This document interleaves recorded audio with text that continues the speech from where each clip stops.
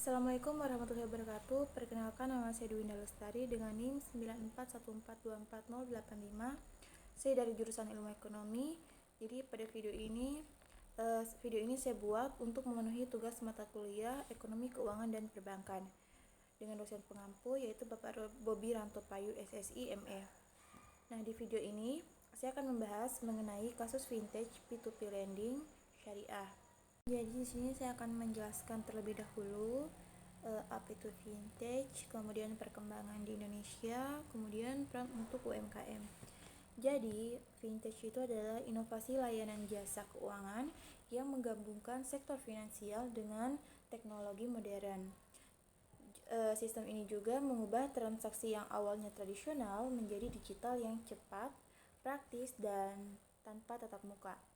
Nah, perkembangannya di Indonesia itu pertumbuhan vintage melesat tajam untuk melayani populasi yang belum tersentuh perbankan atau unbankable. Kehadirannya menjadi alternatif utama pembiayaan masyarakat digital. Nah, perannya untuk UMKM itu terdapat celah pembiayaan nasional hingga 989 triliun bagi UMKM. Vintage menjembatani kesenjangan ini dengan mempermudah akses permodalan tanpa syarat yang amunan fisik yang rumit. Jadi untuk jenis vintage P2P lending, jadi konsep P2P lending itu layanan yang mempertemukan pihak pemberi dana atau lender dengan peminjam atau borrower secara langsung melalui platform digital sesuai regulasi OJK. Nah, sistem syariah itu beroperasi berdasarkan fatwa DSN MUI tanpa bunga yaitu riba, ketidakpastian atau gahar, dan spekulasi atau masyir. Juga menggunakan prinsip bagi hasil yang adil. Nah, untuk objek studi kasusnya, vintage syariah yaitu Amanah, pelopor P2P lending syariah pertama di Indonesia yang berfokus pada pembiayaan berprinsip hukum Islam. Platform ini menghubungkan pendana dengan mitra UMKM secara halal dan transparan. Nah, bagian ini kita akan membahas tentang model bisnis dari P2P lending. Jadi, model ini menjelaskan bagaimana platform P2P lending bisa beroperasi dan menghasilkan keuntungan. Secara sederhana, P2P lending berperan sebagai penghubung antara dua pihak, yaitu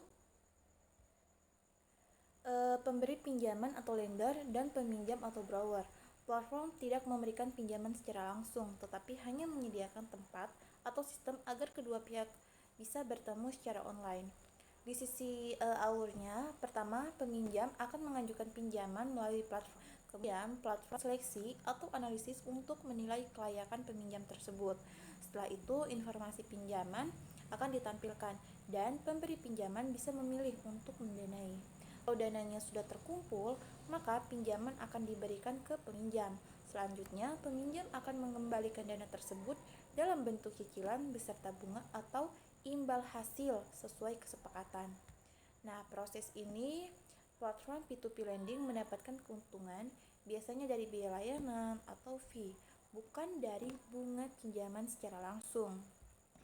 Jadi, inti dari model ini adalah platform sebagai perantara saja yang memfasilitasi transaksi, sementara untuk keuntungan itu diperoleh dari biaya jasa yang diberikan kepada pengguna.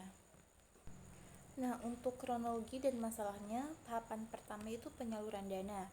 Dana investor berhasil dikumpulkan selama masa penawaran 14 hari dan disalurkan kepada mitra UMKM melalui LKMS.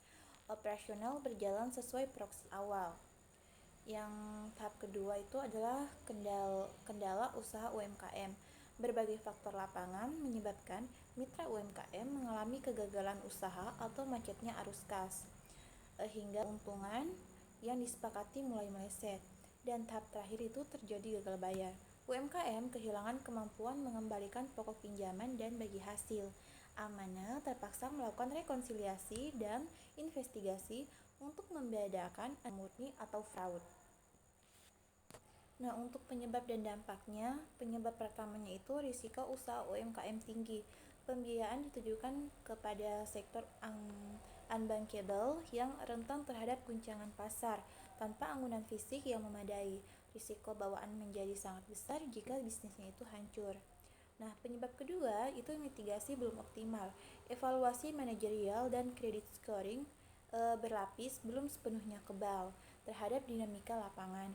Kemampuan adaptasi UMKM dalam mengelola keuangan seringkali di luar prediksi sistem. Nah, dampaknya itu kerugian dan turunnya kepercayaan.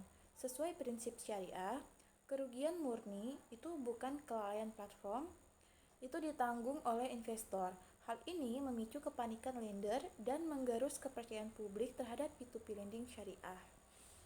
Nah, adapun kebijakan sebagai regulator atau rekomendasi strategis otoritas jasa keuangan, yang pertama, memperketat kredit scoring dengan mewajibkan platform mengintegrasikan profil calon peminjam secara mendalam dengan basis data SLIC nasional untuk mencegah yang namanya fraud identitas. Yang kedua, membentuk dana mitigasi, mewajibkan ketersediaan bantalan dana darurat dalam persentase yang terukur untuk melindungi pokok investasi lender dari skandal penipuan.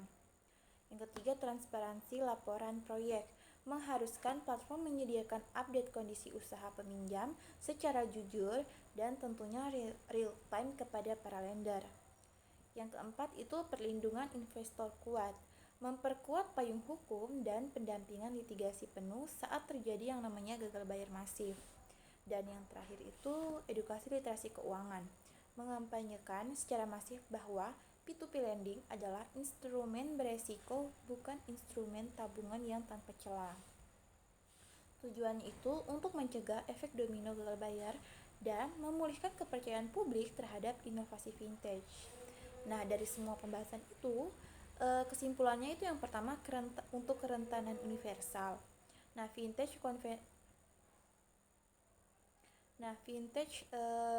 syariah memiliki potensi inklusi ekonomi yang besar, namun beroperasi di atas kerentanan fundamental yang sama.